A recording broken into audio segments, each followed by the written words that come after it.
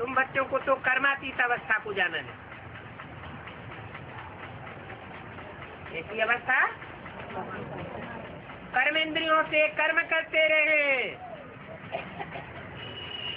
लेकिन मन बुद्धि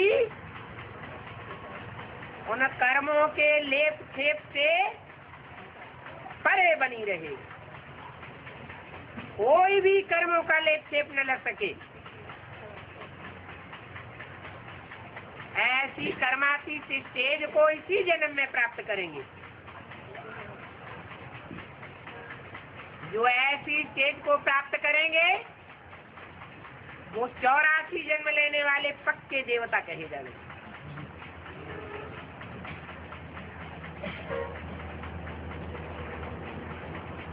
कोई भी कर्मेंद्रिय से कर्म किया,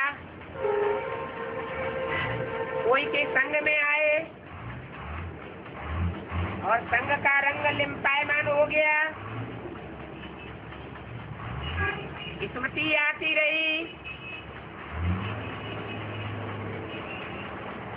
तो जैसे देहभान का लेप छेप लग गया।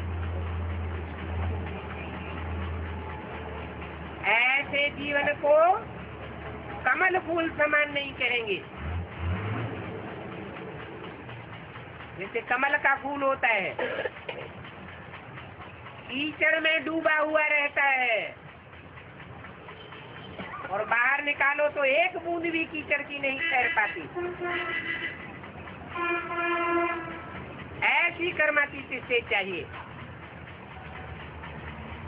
इसलिए देवताओं को कमल आसन दिया जाता है।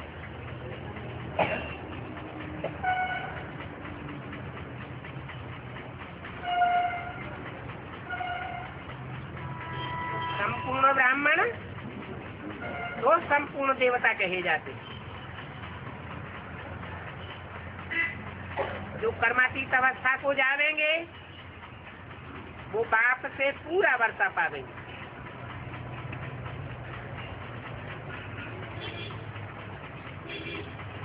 और वो वर्षा तो तभी मिलेगा जब आत्मा सतो प्रधान बन जाएगी, याद के बल से।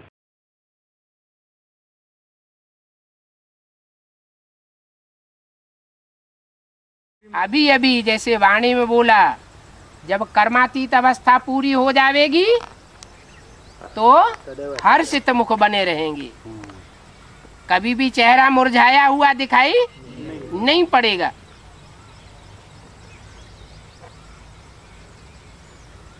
तो अभी कर्मातीत अवस्था नहीं बनी है। अच्छा, जो पहला नंबर मण का है उसकी ही कर्मातीत अवस्था नहीं बनी है। माला में 108 मण के होते हैं ना, श्रेष्ठ आत्माओं की यादगार। तो पहले मण की ही अवस्था नहीं बनी है कर्मातीत, तो दूसरों का बनने का तो सवाल ही नहीं। जब पहले मणके में वो फूल शिव प्रवेश करता है तो उसकी तो अवस्था पहले बननी चाहिए ना, या बनी हुई दिखाई पड़नी चाहिए ना। क्यों नहीं बनी? अरे परिवर्तन शक्ति। तो जा सकते हैं, लेकिन बच्चों के लिए रुके हुए। हाँ, वो परिवर्तन शक्ति हो या कोई भी शक्ति हो, सब बच्चों को साथ लेकर जाएगा, अकेला वापस नहीं जा सकता। बाप है तो बाप के साथ परिवार भी है। पारिवारिक इकाई के द्वारा नई दुनिया बनेगी। तो बाप बच्चों के साथ वापस जावेंगे। तो किसके लिए रुके हुए हैं? बच्चों के लिए। अव्यक्तवाणी में बोला कि बाप दादा चाहे तो वापस जा सकते हैं। इसका मतलब क्या हुआ? बच्चे तैयार है? स्टेज संपन्न है, लेकिन संपन्न स्टेज गुप्त है। बच्चे फंक न हो जाएं। इसलिए बच्चों को साथ लेकर के जाना है, अकेले नहीं जावेंगे तो कहाँ जावेंगे? ऊपर जावेंगे कि नीचे जावेंगे? ऊपर जैसे स्टेज में निराकारी स्टेज में परम धाम चले जावेंगे? नहीं, साकार बुद्धि से जरूर इस सृष्टि पर ही कोई ऐसा ब्राह्मणों का संगठन तैयार होना है जहाँ सब ब्राह्मणों की निराकारी, निर्विकारी, निरहंकारी स्टेज बनेगी।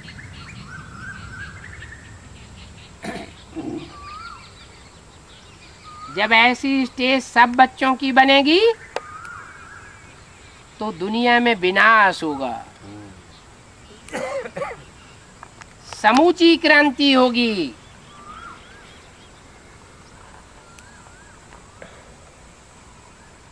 योग से संसार में पापियों का विनाश होगा।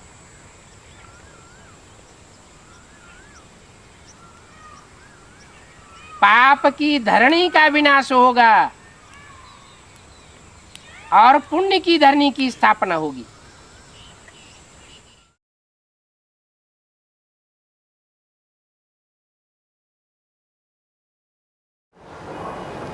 बाबा भविष्यवाणी में आया है, जब तुम्हारी कर्मातीत अवस्था हो जाएगी फिर लड़ाई शुरू हो जाएगी। इसका बेहद का अर्थ क्या? वेद का अर्थ यही है, तुम्हारी माने किसकी? तुम्हारी किसको कहा जाता है? अरे उनकी नहीं, तुम्हारी। जो सन्मुख बैठे हैं उन बच्चों से कहा कि तुम्हारी, इसकी नहीं। इसके लिए गारंटी नहीं बताई। तुम्हारी जब कर्मातीत अवस्था हो जाएगी तब ये काम शुरू होगा। क्या? मारा मारी, विनाश की दुनिया दिखाई देगी। क्यों? ये तुम्हारी सेफ्टी के लिए बता रहे हैं। यह सेफ्टी नहीं है, ये सेफ्टी के लिए बात बता दी। कितनी बढ़िया बात बता दी। दुनिया का विनाश कब होगा? जब तुम्हारी कर्मातीत स्टेज बन जाएगी, तुम्हारे सारे कर्म बंधन भस्म हो जाएंगे। याद की यात्रा से हो या धर्मराज की सजाओं से हो या बीमारी धीमारी के कर्म भोग से हो, सारे कर्म बंधन जब भस्मीभूत हो जाएंगे तब ही लड़ाई शुरू होगी, नहीं तो लड़ाई शुरू नहीं हो। तुम्हारी, तुम्हारी माने किससे बात कर रहे हैं? हम बच्चे तो हैं, लेकिन हम बच्चे की परिभाषा क्या है? आज की मुरली में बता दी परिभाषा। आत्मा, देह अभिमानी। क्या? देह अभिमानी बच्चों से बोला, वो देही अभिमानी बच्चों से बोला, आत्मा अभिमानी बच्चों से बोला। क्या बोला? तुम्हारी जब कर्मातीत अवस्था हो जाएगी तब लड़ाई शुरू होगी। तो क्या बाबा के सामने जितने बैठे हैं वो सारे ही बच्चों की बात है या उनकी कोई लिमिट है? क्या लिमिट है? 8 है। 8 ऐसे निकलते हैं जो देही अभिमानी बन जाते हैं, धर्मराज से सजा नहीं खाते। वो जब देही अभिमानी बनते हैं तो नई दुनिया का संगठन स्थापन हो जाता है। नई दुनिया का संगठन, वो पारिवारिक इकाई पहली तैयार होती है और बाहर की दुनिया में लड़ाई शुरू हो जाती। अब जो आत्माभिमानी बनते जाएंगे वो सेफ होते जाएंगे, वो 8 के संगठन में ऐड होते जाएंगे, फिर लड़ाई का दायरा भी बढ़ता जाएगा। 4.5 लाख आत्माभिमानी बन जाएंगे तो कितने लोगों का विनाश सामने आ जाएगा? 500-700 करोड़ सब लड़ाई में लड़ मरेंगे, देखने में आएगा। ये निशानी है। जब तुम कर्मातीत अवस्था को पावेंगे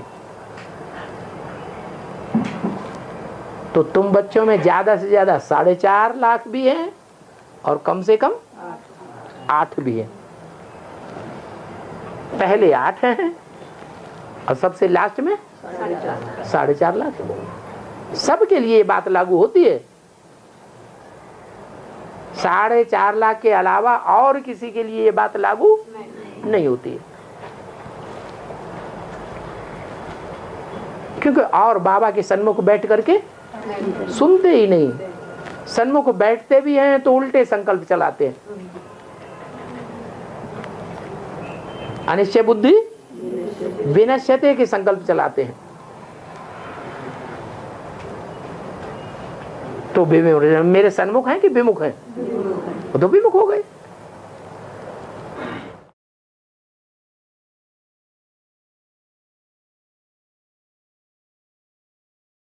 कर्मातीत अवस्था का क्या अर्थ है?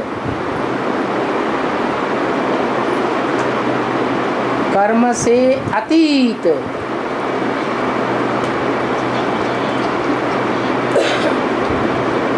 कर्म से परे,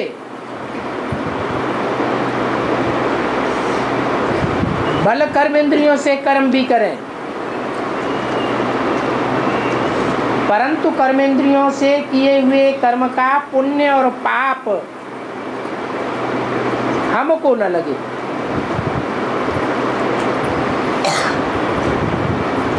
ऐसी स्टेज बन जाए मन बुद्धि की।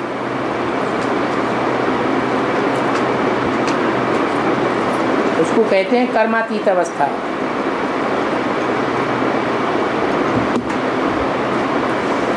मन का ये हिसाब है कि कर्मेंद्रियों के कर्म में मन आसक्त होगा तो सुख दुख फील होगा, और मन आसक्त नहीं होगा तो सुख दुख फील नहीं हो सकता। जैसे कोई गहरे विचार में कारखाने जा रहा है या महबूबा के प्यार में जा रहा है और उसकी आंखें खुली हुई हैं, आंखों के सामने ढेर लोग निकल गए। बाद में उससे पूछा जाए आपके रास्ते में आपने जाते हुए किसको किसको देखा? वो कहे हमने किसी को नहीं देखा। उससे क्या साबित हुआ? आंखें खुली हुई थी या नहीं थी? फिर आंखों ने क्यों नहीं देखा अपना लक्ष्य? क्या कारण हुआ? मन जो 11वीं इंद्रिय है, मुख्य है, वो दूसरी ओर लगा हुआ था। तो ऐसे मन को एकाग्र करने की प्रक्रिया में जब हम सिद्धहस्त हो जाएंगे तो जो गीता में लिखा हुआ है कि सारे संसार की हत्या करने वाला एक निष्ठा आत्मा, उसके ऊपर कोई पाप नहीं लगता। उसको कहेंगे कर्मातीत स्टेज। कर्मेंद्रियों से कर्म भी करे परंतु उन कर्मों का कोई प्रभाव उसके ऊपर न पड़े, जो संस्कार बन जाए।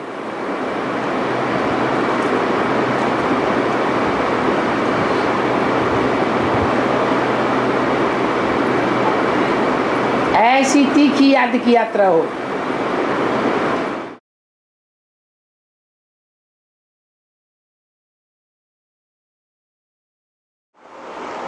यहां संगम में सदगति है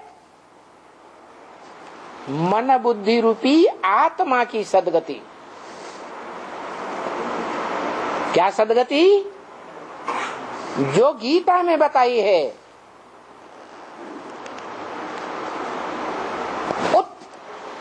हरे आत्मा आत्मानम, मन बुद्धि रूपी आत्मा ज्योति बिंदु को मन बुद्धि के द्वारा ऊपर ऊपर हरण करके ले जाना चाहिए। क्या?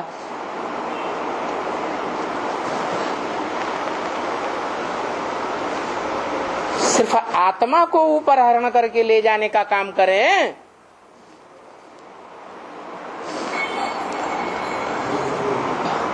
कर्मेंद्रियों से कर्म करना छोड़ दें, हैं? क्या करें? हाँ, कर्म करें, कर्म धारा का त्याग न करें। संसार को ये दिखाने की जरूरत नहीं है कि हम त्यागी बन गए, सब कुछ त्याग दिया। नहीं,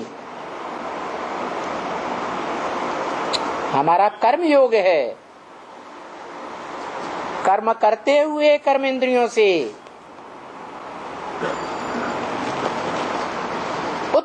हरेत आत्मा, आत्मानम, उत माने ऊपर, हरेत माने हरण करके ले जाए बुद्धि से जबरदस्ती। क्या? अगर आत्मा कोई स्थिति ऐसी आ जाती है, ऊपर की ओर जाती ही नहीं, मन बुद्धि ऊपर नहीं जाती है, ज्योति बिंदु रूपी आत्मा को हम ऊपर याद ही नहीं कर पाते हैं, तो भी क्या करें? हैं? छोड़ दें? अरे बच्चा है, छोड़ दो, छोड़ दें? हैं? नहीं, जैसे बच्चा या बच्चा बुद्धि कुमार्ग पर जाता है तो माँ बाप उसे कान पकड़ करके रास्ते पर ले जाते हैं, ऐसे ही जो ज्योति बिंदु रूपी आत्मा है, उस ज्योति बिंदु आत्मा को जबरियन उत्तरे, ऊपर को ले जाए, कर्म इंद्रियों से कर्म करते हुए। ना आत्मानम अवसादयेत, इस ज्योति बिंदु आत्मा को नीचे न गिरने दे, गड्ढे में न जाने दे। अगर कर्म करते आत्मा ज्योति बिंदु गड्ढे में चली गई तो क्या होगा? है दुर्गति हो जाएगी।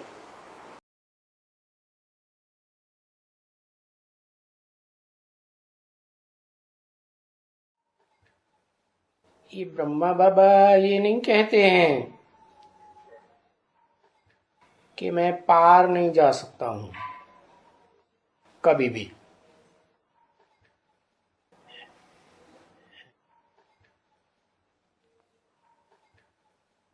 कहते नहीं हैं क्या? ब्रह्मा बाबा कहते नहीं हैं कि मैं पार नहीं जा सकता हूं कभी भी।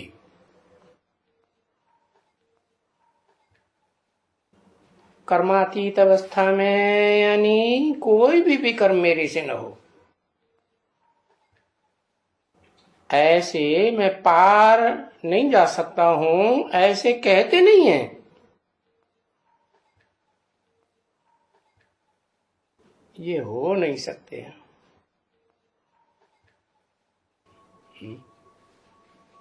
क्या नहीं हो सकते हैं?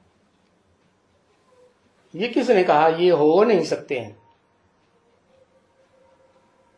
ऊपर वाले ने कहा, शिव बाप ने कहा ये हो नहीं सकते हैं। अच्छा, ये कर्मातीत अवस्था में नहीं जा सकते कभी ब्रह्मा बाबा?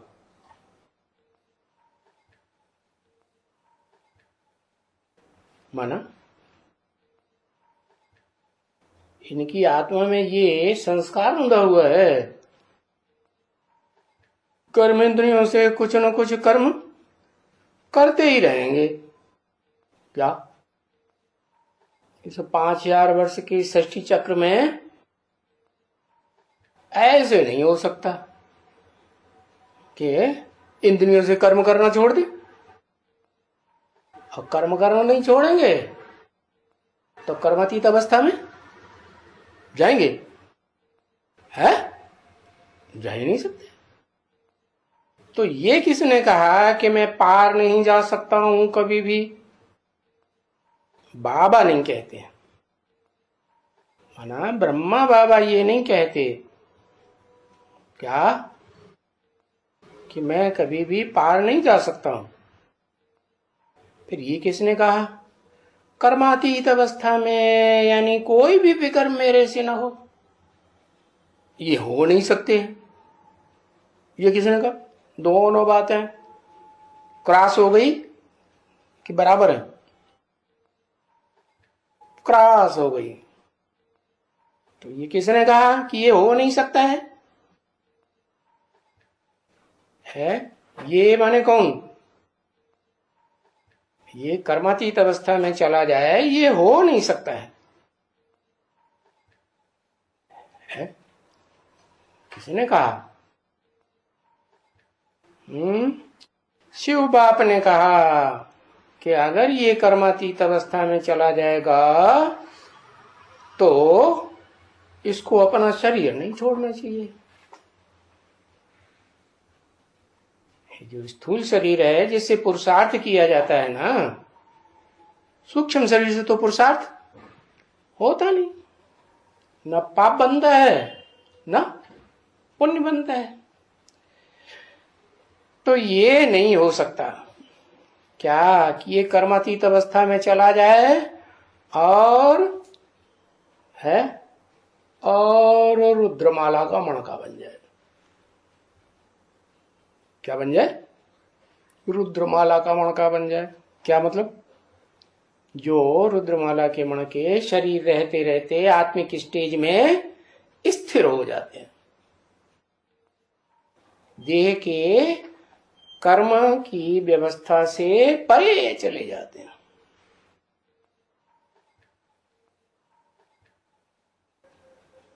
माना रिजल्ट क्या निकला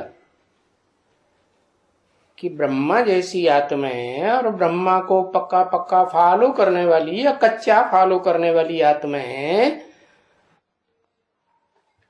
इस पुरुषार्थी जीवन में क्या कर्मातीत अवस्था को नहीं जा सकेंगे, जीते जी नहीं जा सकेंगे। जा सकेंगी? नहीं जा सकेंगे। तो ये विकर्म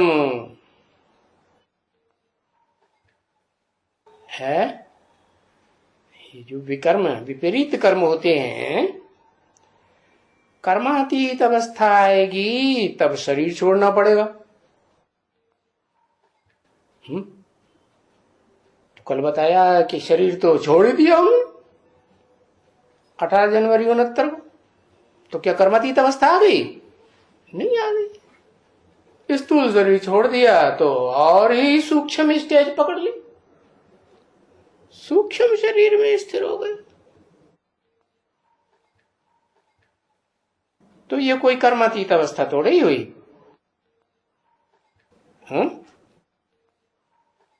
तभी कुछ न कुछ विकर्म जरूर रहा हुआ है। क्या? जो आत्मा अकाले मौत में शरीर छोड़ती हैं और सूक्ष्म शरीर धारण करती हैं, उनका जरूर कुछ न कुछ विपरीत कर्म रह जाता है, जरूर रह जाता है। तो तुम भी ऐसे ही क्या बोला? तुम भी किसके लिए लगाया?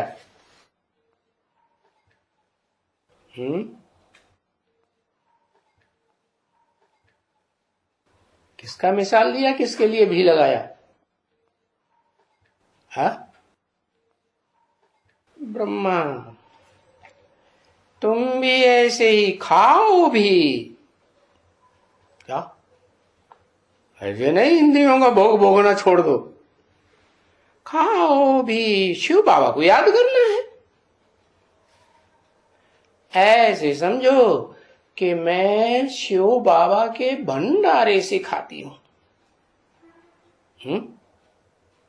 क्या कोई मनुष्य का कमाया हुआ नहीं खाती हूं। चलो, अब ये समझना तो बिल्कुल इजी है। क्या? कहां से खाती हूं? मैं शिव बाबा के भंडारे से खाती हूं। तो बिल्कुल इसी बात है, और मुझो मत।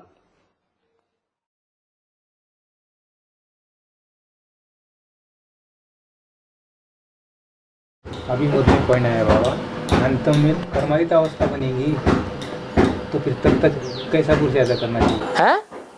अंतिम समय तुम्हारी कर्मातीत अवस्था बनेगी है? और अभी जो टाइम है उस टाइम तक कैसा पुरुषार्थ करना चाहिए? अच्छा पुरुषार्थ करना चाहिए। है? बाबा ने जो अच्छे से अच्छा पुरुषार्थ बताया सो करना चाहिए। खराब क्यों करना चाहिए? हाँ, अरे पूछो ना, खोल के पूछो। उसके आइडिया युक्ति उपराम स्टेज कर्मातीत स्टेज बनने के लिए अभी तो अंतिम समय बनेगी। हाँ। फिर अभी जो टाइम है हाँ, वो टाइम में कैसा पुरुषार्थ करना चाहिए बाबा? ऐसा ही पुरुषार्थ करना चाहिए जो इंद्रियां भूल जाएं, देह भूल जाए। देह भूलेगी तो इंद्रियां याद रह जाएंगी नहीं, और इंद्रियों से रस लेते रहेंगे चकाचक। नहीं, सुनो, इंद्रियों से अगर रस लेते रहेंगे तो भूल जाएंगी कि और ज्यादा याद आएंगी? हैं? और ज्यादा याद आएंगी। इसमें पूछने की क्या बात है? अरे जैसी प्रैक्टिस करेंगे वैसा ही रिजल्ट निकलेगा। कोई बोलते ड्रामा में जो होगा वो देखा जाएगा, फिर अंतिम में कर्मातीत अवस्था बनेंगे, फिर अलबेलीपन हो जाते हैं। ऐसा भी होता है। अरे कोई बोलते हैं उनको फॉलो करना है, या बाबा ने जो बोला उसको फॉलो करना है? बाबा ने बोला ड्रामा को फॉलो करो? बाबा ने पुरुषार्थ को आगे रखने के लिए बोला है या ड्रामा को आगे रखने के लिए बोला है? पुरुषार्थ को आगे रखो।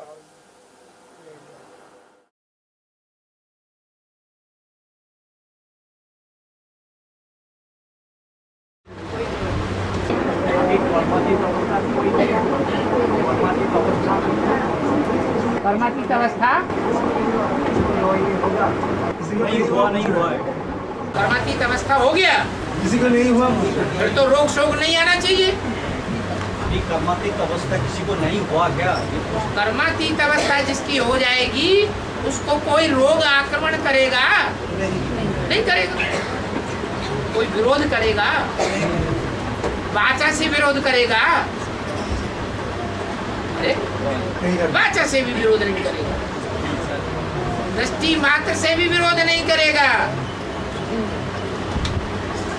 कर्मातीत की निशानी है किसी से भी उसका विरोध नहीं होगा। जो नजदीक आवेगा वो उसी का बन जाएगा।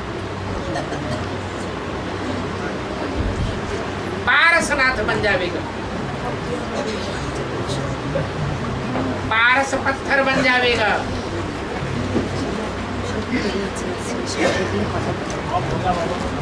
कब होगा? अभी बताया, तमो प्रधान से सतो प्रधान बनने में 40 वर्ष लगते हैं, 50 वर्ष लगते हैं, और सुनते सुनते भूल गए।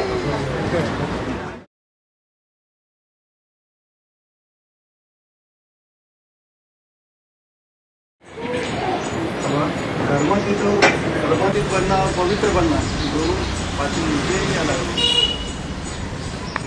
कर्म किया और कर्म का फल नहीं आया, कर्म से अतीत स्टेज चली गई आत्मा की। कर्म जैसे किया न किया। एक कर्म इंद्रियों से कर्म करते हैं और जिसके साथ जो कर्म किया है वो बुद्धि में छप जाता है, निकलता ही नहीं। जैसे आंख कभी किसी को लगाव पूर्वक देख लेती है, अगर लगाव पूर्वक देख लिया और वो बुद्धि में छप गया, दिल में छप गया, छाप पड़ गई, तो निकलता नहीं।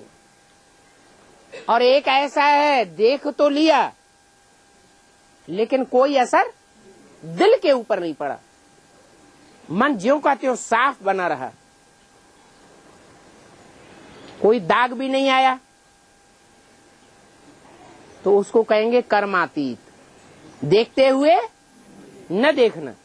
ऐसे ही हर कर्मेंद्रियों के लिए, कर्मेंद्रियों से कर्म करते हुए जैसे नहीं किया, कोई असर नहीं पड़ा।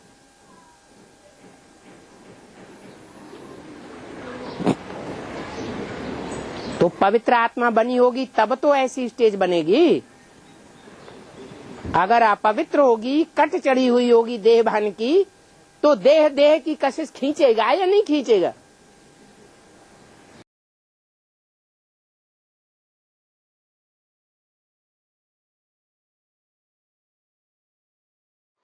बच्चों को ऐसा पुरुषार्थ करना चाहिए जो पिछाड़ी में तुमको अपनी आत्मा और अपनी आत्मा के बड़े भाई इल्डर ब्रदर है कि सिवाय और कोई चीज याद ना आए। और इल्डर ब्रदर है तो उसमें बाप की, सुप्रीम सोल की, परम पिता की आत्मा तो धरी ही रहती है। अरे बाप की आत्मा अपने कौन से बच्चे में रखी रहती है? युवराज में रखी रहती है ना, जिसको राज्य देना है। समझे ना? यानी कर्मातीत अवस्था में हो जाओ। उसकी याद से कर्मातीत अवस्था कैसे हो जाएगी? अरे डॉक्टर बनाएगा, इंजीनियर बनाएगा, नहीं बनाएगा, और वकील जज बनाएगा। तो जो कर्मातीत अवस्था होगा वही तो कर्मातीत बनाएगा। शिव को कहेंगे कि वो कर्मातीत होता है? उसका कोई कर्म बंधन है? उसका तो कोई कर्म बंधन है ही नहीं। तो जिस मुकर्रर रथ में परमात्मा पार्टधारी, हीरो पार्टधारी में प्रवेश करता है उसकी कर्मातीत अवस्था होती है। तो फिर क्या होता है? सबकी कर्मातीत अवस्था नंबरवार पुरुषार्थ अनुसार होती ही जाती है। पहले बीज रूप आत्माओं की होती है, फिर आधार मूर्त जड़ों की होती है, फिर वृक्ष में जो भी तना है, टनी टहनी है, पत्ते हैं, कलियां हैं, फूल हैं, फल हैं, सबका कल्याण होगा कि नहीं होगा? सबका कल्याण होता है, सबकी कर्मातीत अवस्था। कर्मातीत अवस्था की निशानी क्या होगी? पहली निशानी है निर्वाण धाम वासी, निर्वाण स्टेज। अपने शास्त्रों में 4 मनुष्य के जो पुरुषार्थी रूप हैं वो गाए हुए हैं ना। बचपन है, नौजवानी है, और नौजवानी भोगने के बाद फिर वानप्रस्थ, वानप्रस्थ से भी ऊंचा फिर क्या है? संन्यास, संपूर्ण न्यास। तो कर्मातीत अवस्था की यादगार है निर्वाण धाम वासी। क्या फिर वाणी चलेगी? वाणी चलेगी? फिर वाणी नहीं चलती। तो निर्वाण धाम जाकर के निर्वाण पद पाएंगे। तो निर्वाण पद पाने के लिए, वाणी से परे की स्टेज का पद पाने के लिए, जहां इशारे से ही सारी बात सबको समझा सके, है ना, तो ऊंची स्टेज है ना, उसके लिए मेहनत तो करनी पड़ेगी ना।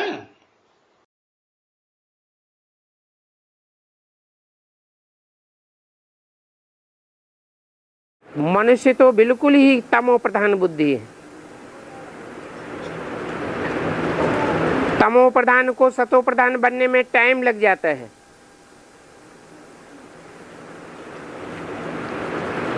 उसमें मूल बात है कि देह के सभी धर्मों को छोड़ करके अपन को आत्मा समझो और बाप को याद करना है।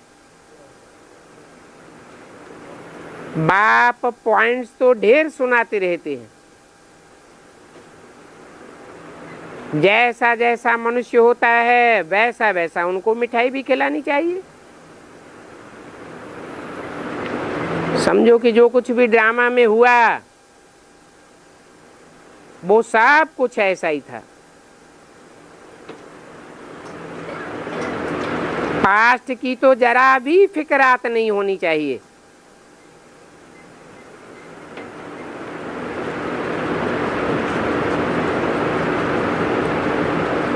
समझना चाहिए कि जो भी हुआ सो कल पहले मिसल पास्ट हो गया। पिछाड़ी की चिंता नहीं करनी चाहिए। ड्रामा में जो कुछ हुआ सो हुआ। भूल हुई फिर 5000 वर्ष के बाद ऐसे ही होगी, परंतु आगे के लिए अभूल बनना है। कर्मातीत अवस्था वाले को ही अभूल कहा जाता है।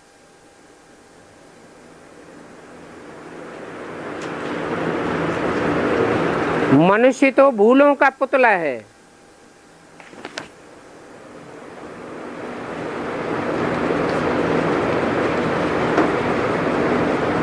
मनन चिंतन करने वाले को ही मनुष्य कहा जाता है। मन चंचल होता है। चंचलता के कारण भूलें होती हैं।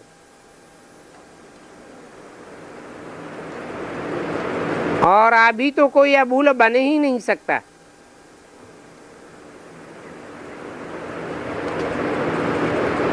कर्मातीत अवस्था पिछाड़ी में होगी, जबकि रिजल्ट भी बाहर आनी होती है। फिर कर्मेंद्रियां बस में हो जाएंगी। वो कर्मेंद्रियां भी चंचलता नहीं करेंगी।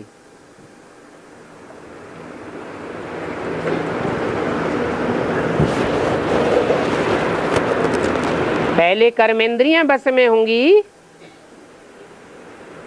कि पहले मन बस में होगा? मन है मूल। मन जब आमन हो जाता है तो कर्मेंद्रियां भी कंट्रोल हो जाती है।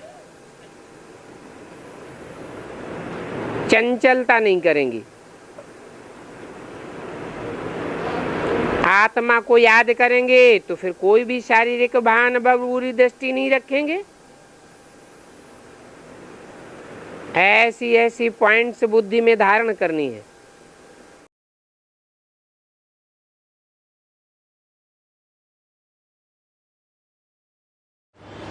माया तो चक्कर लगा करके उल्टा सुल्टा काम कराती ही रहेगी,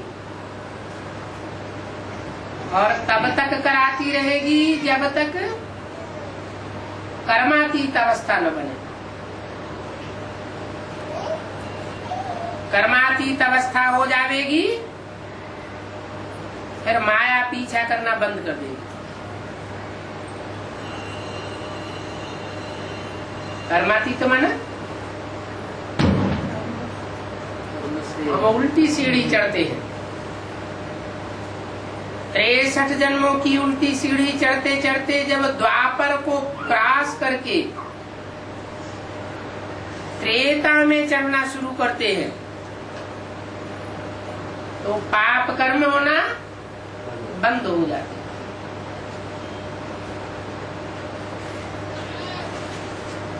उस समय कहेंगे कर्मातीत अवस्था, विकर्म बन नहीं सकता, ऊंचा ही ऊंचा उठते जाएंगे।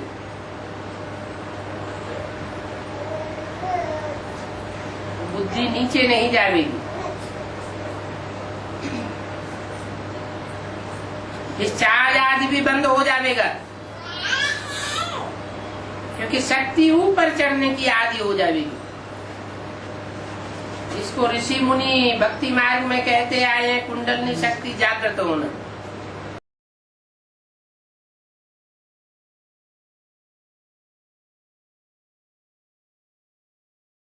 कि उल्टे उल्टे संकल्प मनसा तक भी नहीं आवे। अगर मनसा में भी अंत समय कुछ याद आ जाएगा तो फिर नापास हो जाएंगे।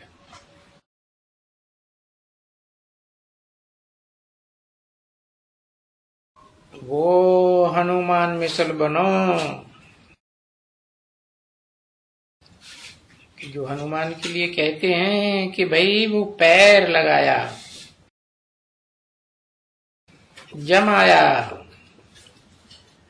और रावण उस पांव को हिला ही नहीं सका। तो ये बुद्धि रूपी पांव है, इसको ऐसा स्थिरियम करके रखना है कि माया रूपी रावण उसे हिला ही न सके। उसको कहा जाता है कर्मातीत अवस्था। तो वो तो बच्चों को ही मेहनत करनी पड़ती है।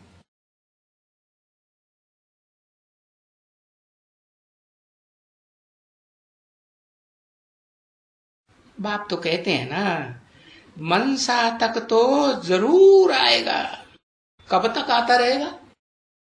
ये मनसा में गंदे संकल्प कब तक आते रहेंगे? कुछ पता है? कुछ भी पता नहीं, लिखते ही नहीं कुछ भी है। त्रेता तक मनसा संकल्प आते रहेंगे। है त्रेता तो 2500 साल के बाद आएगा। है त्रेता का शूटिंग, जब तक त्रेता की शूटिंग शुरू होगी है तब तक संकल्प हम गंदे करते ही रहेंगे। ऐसे मनसा में ऐसे पक्का कर लिया। हाँ,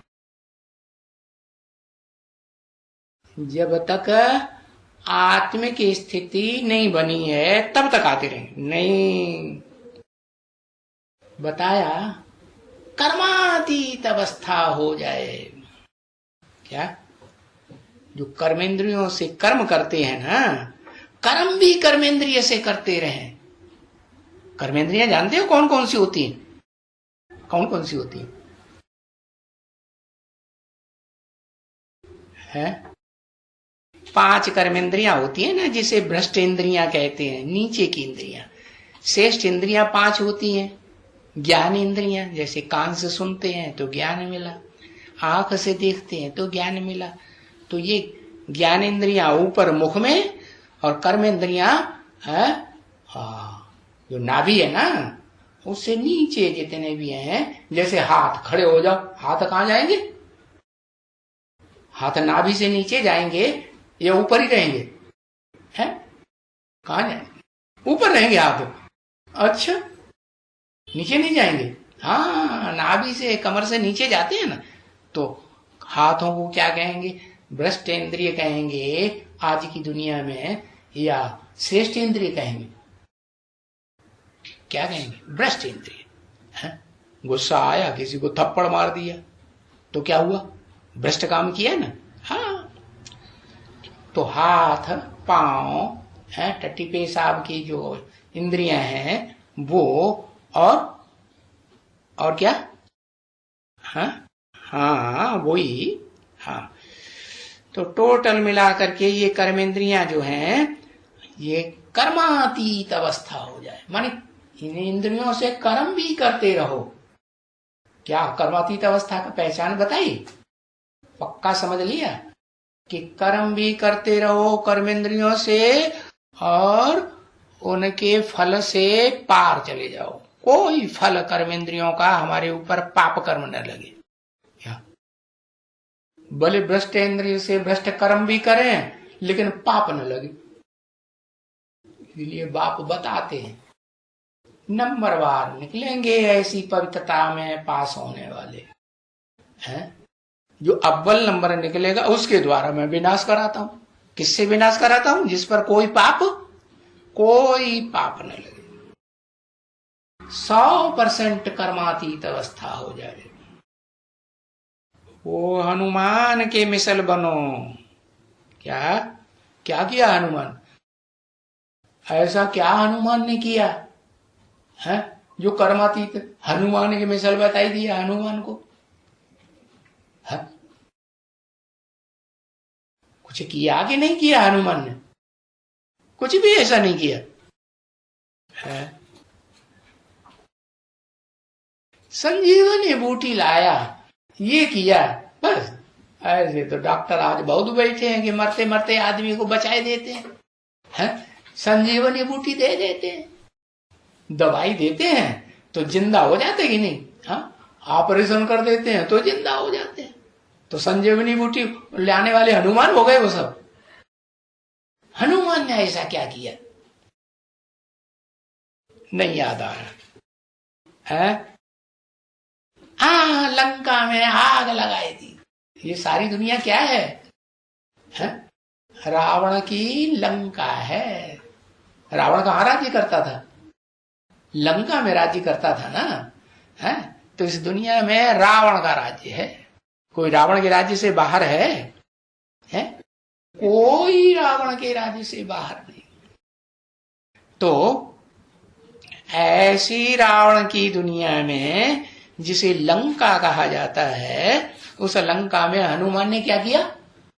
आग लगा दी। ऐसी कर्मातीत अवस्था हो जाए। तो उस हनुमान का दूसरा नाम कोई है?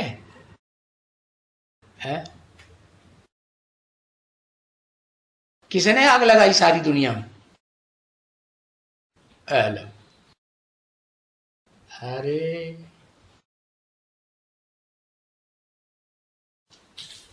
कुछ भी नहीं, एक अक्षर भी नहीं लिखते। वायु पुत्र हनुमान ने वो आग लगाई और किसी ने नहीं लगाई, कोई देवता ने नहीं लगाई। बंदर ने आग लगाई जिसका मुंह बंदर जैसा था। बंदर क्या करता है? बंदर कुछ करता है कि नहीं? सारे विकार भोगता है कि नहीं? सबसे जास्ती विकार कौन से जानवर में होते हैं? बंदर में होते हैं। तो बंदर जैसे काम करता रहे कर्मेंद्रियों से और हर लंका में आग लगाता रहे और कोई पाप उसके ऊपर कोई पाप न लगे। है मजेदार बात की नहीं? हाँ, तो ऐसी कर्मातीत अवस्था हो जावे तब मनसा तक कोई संकल्प कभी भी नहीं आएगा। हाँ,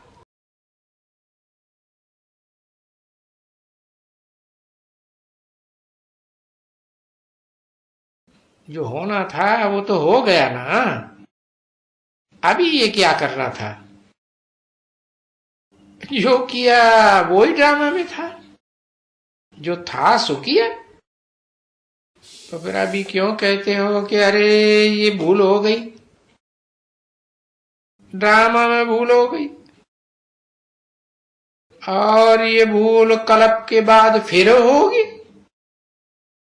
अरे भूल हुई सो हुई, आगे के लिए भूल बनो।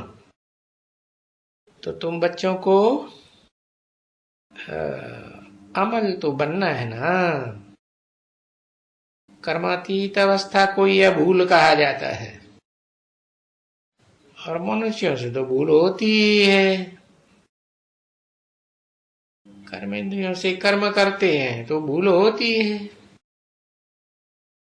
आत्मा बन करके रहें तो अब भूल क्यों होगी? स्वर्ग में कोई भूल होगी क्या? जब कर्मातीत अवस्था वाले हो जाएंगे तो फिर भूल नहीं होगी। अब वो तो फिर जरूर अंत में ही होगा ना।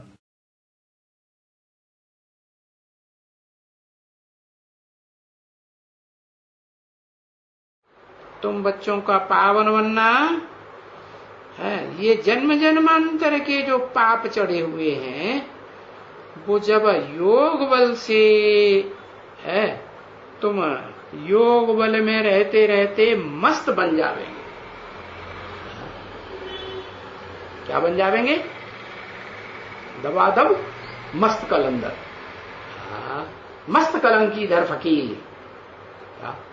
कलंकीधर माने सारी दुनिया कलंक लगाए, चाहे नजदीक के हों चाहे दूर के हों, सारे ही कलंक लगा के थू थू करने लगे तो भी क्या तुम मस्त रहेंगे या चेहरा लटक जाएगा? क्या कहेंगे? मस्ती चढ़ी रहे, चलते रहो, पाप कटते जाएं और तुम कर्मातीत अवस्था को पहुंच जाएंगे। क्या? कब तक चलते रहो? सारी दुनिया कलंक लगाती रहे और तुम क्या करते रहो? तुम जिस बात पे वो कलंक लगाते रहे वही काम तुम करते रहो। और क्या होगा? तुम्हें मस्ती चढ़ी रहेगी या मस्ती तुम्हारी खत्म हो जाएगी? नहीं, समझो इस बात की गहराई को, समझो।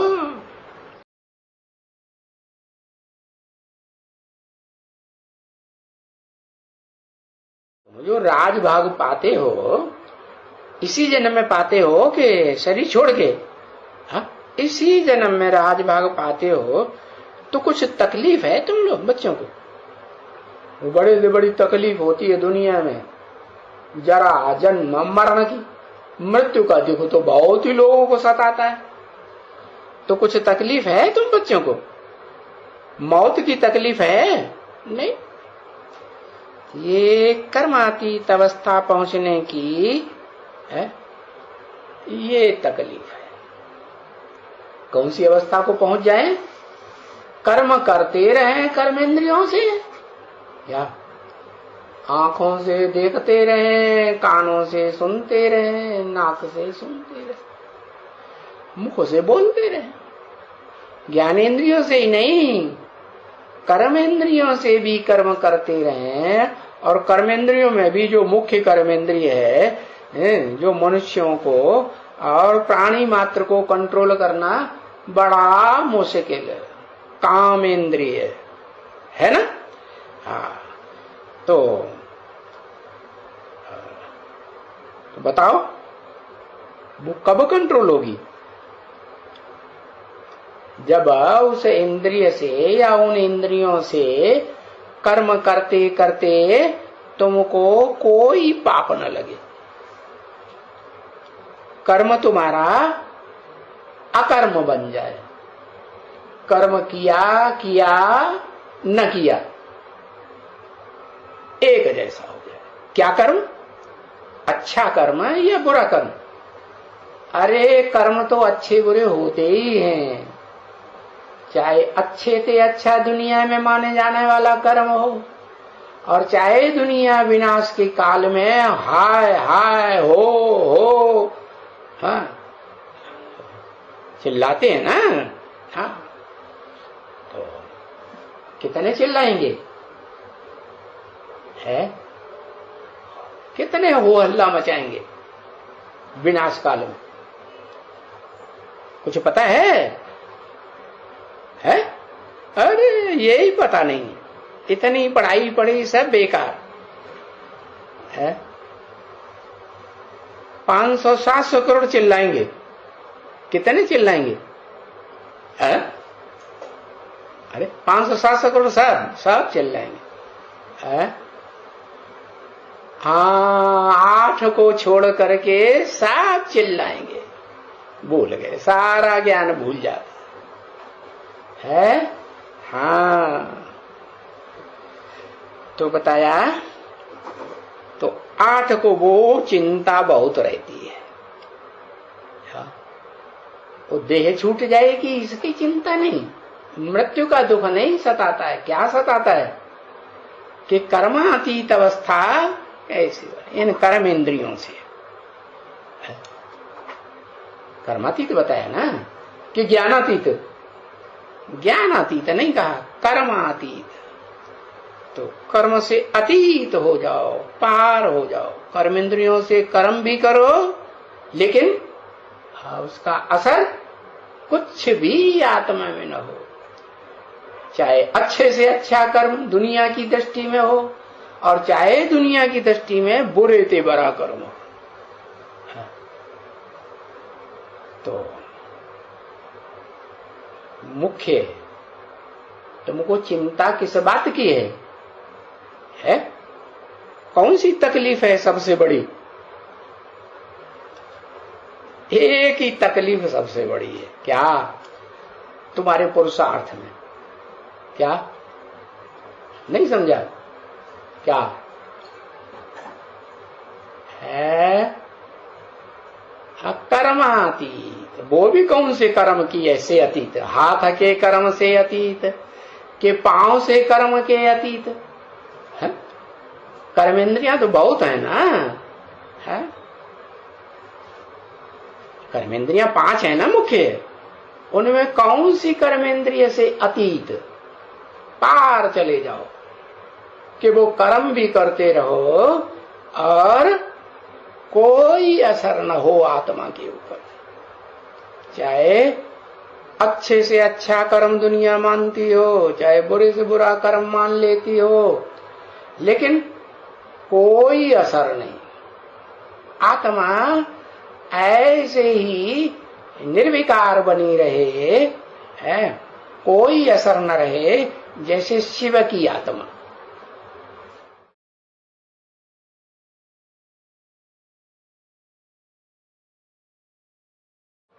इन बंदरों को मंदिर लायक बनाने में इन बंदरों को क्या तकलीफ होती है सबसे बड़ी? है? सिर्फ घड़ी घड़ी विकार में जाते रहते हैं।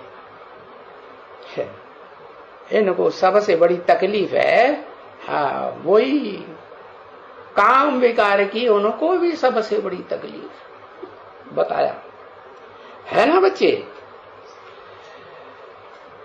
तो उस काम इंद्रिय के ऊपर जीत पाना, नंबरवार होंगे या नहीं होंगे? हाँ, नंबरवार निकलते हैं। तो जो निकलते हैं वो बताया। कितने निकलते हैं? ज्ञान सूर्य के बच्चे है, और शास्त्रों में भी गाए हुए हैं। निकलते तो हैं 12। ज्योतिर्लिंगम कितने प्रसिद्ध हैं? 12 ज्योतिर्लिंगम प्रसिद्ध हैं। 12 ऐसे टिमटिमाने वाले सितारे हैं। कोई सितारे होते हैं अपन ही चमक मारते हैं, टिम टिम टिम, है? सूर्य जैसे होता है ना, और कोई होते हैं अपन ही चमक नहीं होती है, जैसे चंद्रमा अपनी चमक होती है, अपन ही रोशनी नहीं होती। तो बताया कि 12 सितारे ऐसे हैं जो आदित्य कहे जाते हैं। आदित्य माने सूर्य। हाँ। किसके बच्चे? किसके बच्चे? आदित्य के बच्चे आदित्य। हाँ,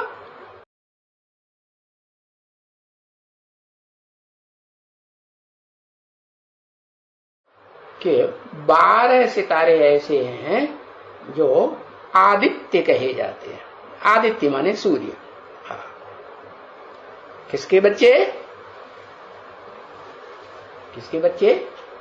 अदिति के बच्चे आदित्य। हाँ बताया उनको, उनमें भी कुछ कैटेगरी होगी या नहीं होगी है? हाँ जैसे दुनिया में अभी कितने ग्रह उपग्रह वैज्ञानिकों ने समझ लिए कि इस दुनिया में है? इस वायुमंडल में, इस आकाश में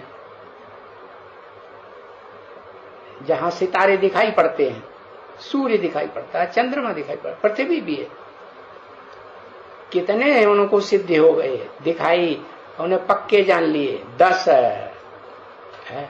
पहले तो ऋषि मुनियों ने तो 9 को ही जाना है, न वैज्ञानिकों ने तो 10वां भी खोज लिया। तो अभी कुछ और भी हैं कि नहीं है? और भी 2 है। उनमें एक तो ऐसा है कि होना न होना इस सृष्टि के लिए बिल्कुल कोई मायने ही नहीं रखता, क्योंकि वो तो पूरे विनाशकारी है। कैसे?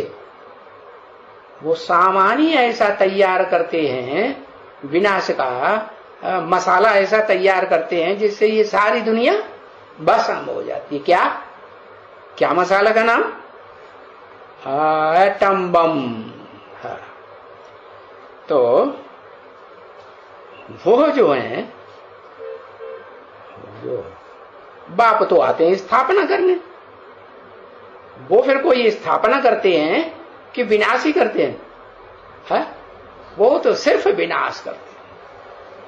और उनके कोई सहयोगी भी हैं। हाँ वो जो हैं इस दुनिया के सबसे बड़े शत्रु बन जाते हैं, सारी दुनिया के विनाशार्थ है।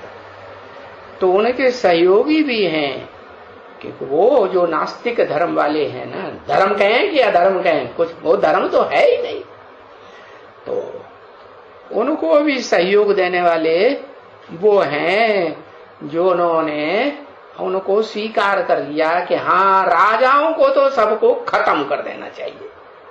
क्या रशिया ने एटम बम बनाए? रशिया वालों ने कि अमेरिका वालों ने बनाए? रशिया वालों ने बनाए। तकनीक तो उन्होंने, उनकी ईजाद है। तो उन्होंने,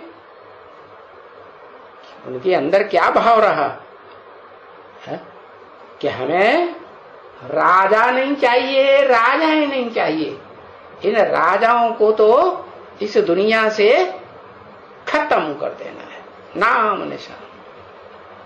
तो उन्होंने रशिया में तो 4 राजाएं जितने थे उन सबको कत्लेआम कराई दिया। अब सारी दुनिया में भी तो राजाएं रह गई ना। हाँ राजाओं का राज्य चला है, मनुष्यों की 2500 वर्ष की हिस्ट्री में राज्य तो चला है ना। तो वो राज्य कौन खत्म करता है? वो राज्य वो खत्म करते हैं जो उनको सहयोग देते हैं। कौन? जो प्रजातंत्र राज्य की सरपरस्त हैं। क्या हमें क्या चाहिए? हमें तो संख्या चाहिए, ढेर की ढेर। तुम कुछ भी कर्म करो, कुछ भी धर्म करो, तुम्हारे धर्म से, तुम्हारे कर्म से हमको कुछ भी लेना देना नहीं, तुम बस हमें वोट दे दो। तो सारी दुनिया में ऐसे प्रजातंत्र परस्त जो राजाओं को पसंद नहीं करते, अगर हों भी राजाएं दुनिया में, तो खास भारत में तो उन्होंने क्या शुरुआत की? भारत के राजाओं को क्रिश्चियंस ने तो फिर भी प्रिवी पर्स दिया, तो अपना घर परिवार बाल बच्चे पालते रहो, है? राजा ही तो खत्म तुम्हारी। फिर भी इन्होंने क्या किया? इन्होंने तो ना प्रजातंत्र परस्तों ने तो जो भगवान ने राजाएं बनाए थे राजयोग सिखा करके, जन्म जन्मांतर के राजाएं बनाए थे, उन राजाओं से इतनी घृणा कि उनका प्रीवी पर्स भी बंद कर दिया। तो देखो ये दो तो कंडम हो गए। क्या इन दो के जो मुखिया हैं वो भले कुछ न कुछ ज्योति तो आती है इनके अंदर, ज्ञान की ज्योति आती है कि नहीं? हाँ, ज्ञान नहीं होगा, कुछ जानकारी नहीं होगी तो एटम बम कैसे बनाई लिए ना। हाँ, तो जानकारी तो है, इनको भी है जानकारी, इनके फॉलोअर्स प्रजातंत्र परस्तों को भी है। तो रह गए 10। कितने रह गए? हाँ, वो जो 10 हैं उन 10 धर्म पिताओं में मुख्य नाम मालूम है कि नहीं है? जो दशावतार के रूप में आज भी माने जाते हैं भारतवर्ष में, मुख्य 10 अवतार मानते हैं ना। हाँ, तो वो कौन कौन से धर्म से कनेक्टेड हैं? हाँ, सूर्यवंश, चंद्रवंश 2 हुए ना। इस्लाम वंश, बौद्ध वंश, क्रिश्चियन वंश, सन्यास वंश, मुस्लिम वंश, सिख वंश, और ये आर्य समाज, जिन्होंने प्रजातंत्र परिस्तों को बहुत प्रेफरेंस दिया।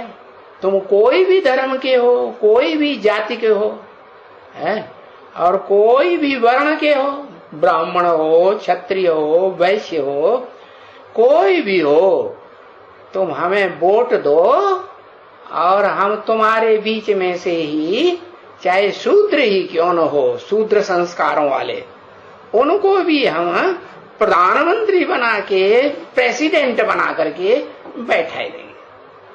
ऐसा प्रजातंत्र बनाया।